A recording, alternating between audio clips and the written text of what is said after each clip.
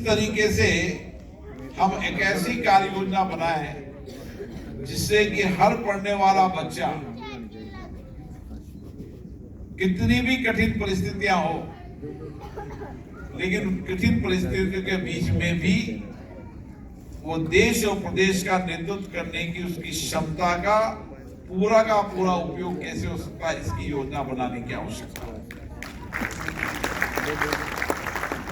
क्योंकि समाज लगातार चुनौतियों, संघर्षों से लड़ने वाला समाज है, लेकिन अब बदलाव हो रहा है, लेकिन बदलाव भी और करना है। और इसीलिए इस समाज का तो आशीर्वाद मुझ पर हमेशा रहा है, चाहे गांव में हो चाहे शहर में हो, क्योंकि ये समाज देशभक्त, राष्ट्रभक्त, आध्यात्मिक विचारों का समाज है। और इसलिए इनकी दिशा भी आध्यात्मिक सोच की दिशा है, संत परंपराओं के मानने वाले लोग हैं। और इसीलिए स्वामी आत्माराम जी लक्ष्य का अभी राज्य सरकार ने हमारे राम साय जी और वीर वर्मा जी के सहयोग से शिवदासपुरा जयपुर में 8 बीघा जमीन आवंटन किए। उनका पैनोरमा बनेगा ताकि उनके जीवन दर्शन से हम नई प्रेरणा ले सकें।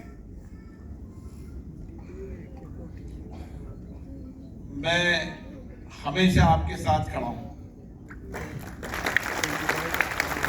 हर चुनौतियों, कठिनाइयों में आपके साथ खड़ा हूं। मैं चाहता हूं कि हम कोटा बूंदी के सब गांवों के अंदर एक ऐसी योजना बनाए जिससे हर बच्चा अच्छी शिक्षा प्राप्त कर सके। जब जब जिस देश और प्रदेश में, जिस समाज में शिक्षा का उजाला पहुंचा है, वहां समाज में परिवर्तन हुआ है। वीर वर्मा साहब जब पढ़ते थे उस समय बहुत चुनौतियां थी, परिवार में बहुत चुनौतियां थी। आर.के. वर्मा जी का तो मैंने बताया से किस चुनौतियों के बाद कितने हजारों बच्चों के जीवन को IIT बनाया, डॉक्टर बनाया, सरल स्वभाव के, विनम्र स्वभाव के। ये लोग हमारे लिए प्रेरणा के। हर नौजवान बच्चे को हमारा लक्ष्य ऊपर का होना चाहिए। हमारा लक्ष्य बाबा साहब अंबेडकर जी की तरह देश और दुनिया में हमारा नाम हो, ऐसा हमारा नौजवान होना चाहिए। और इसके लिए कुछ साल कठिन परिश्रम करना पड़ेगा, फिर परिणाम आ जाएंगे। कि गांव में बैठे चर्चा करें कि भाई हमें क्या चुनौती है, क्या कठिनाइयां, क्या बाधाएं, क्या सामाजिक चुनौतियां हैं, क्या आर्थिक चुनौतियां हैं, कैसे इसमें बदलाव कर सकते हैं। हर गांव के अंदर का परिवार बैठकर चर्चा करेंगे तो मैं आपके साथ खड़ा हूं। उन बाधाओं, चुनौतियों के हम मिलकर समाधान करेंगे। चुनौतियों, बाधाओं से लड़ने की क्षमता इस समाज में है, आत्मविश्वास है, कड़ी मेहनत, कठिन परिश्रम, पीढ़ियों से संस्कार से मिले हैं। इसलिए न कठिन परिश्रम में कमी है, न चुनौतियों से लड़ने के आत्मविश्वास में कमी है,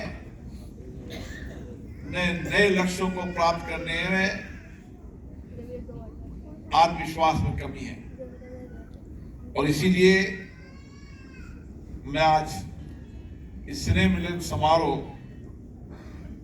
हम सबको जोड़ने का समारोह होता है, श्रेष्ठ परंपराओं को आगे बढ़ाने का सम्मेलन होता है, अच्छे विचारों का, साझा प्रयासों का एक मंच होता है, ताकि हम सब इस मंचों पर अपनी गौरवशाली परंपराओं को आगे बढ़ा सके और आध्यात्मिक ऊर्जा के प्रकाश में समाज और देश में नेतृत्व कर सके। मैं हमेशा इस समाज के साथ हूं।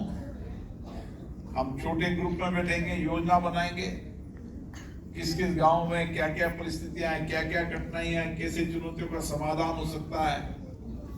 हमारे जग्गू भाई ने कहा है कि छात्रावास की निश्चित रूप से आप अप्लाई करो, अब की बार रेगर समाज का छात्रावास बनाना है। कुछ भी हो जाए, इस बार हमें रेगर समाज का छात्रावास बना के ही हमारा संकल्प है, ताकि दूर दराज के गांव का बेटा और बेटी वहां पढ़ सके, अच्छी शिक्षा प्राप्त कर सके, संस्कार प्राप्त करे। मैं जमीन आवंटन से लेकर बनाने में आपके साथ खड़ा रहूंगा। पुनः आप सबको बहुत बहुत शुभकामनाएं, बहुत बहुत बधाई। और जो हमारे अतिथि आए हैं उन अतिथियों का भी स्वागत। रेगर समाज के लिए सामुदायिक भवन की जमीन भी है, दोनों कर लेंगे, एक ही बात है। आपके समाज के लिए कोई कमी नहीं आएगी, प्रक्रिया पूरी करनी है। नवल साहब, राम साहेब जी प्रक्रिया करेंगे, आवेदन करेंगे केडीए में। मैंने राम साहेब जी को कहा है कि जिम्मेदारी है, राजस्थान के रेगर समाज के लोगों में जाएंगे, उनको विधायक बना के भेजा है। आगे हमें आगे बढ़ना है, रुकना नहीं है। कठिनाइयां कितनी बड़ी हो, चुनौतियां कितनी बड़ी, बाधाओं कितनी हो, हर बाधाओं को पार करने की क्षमता हमने इसके साथ बढ़ना है। बहुत बहुत धन्यवाद।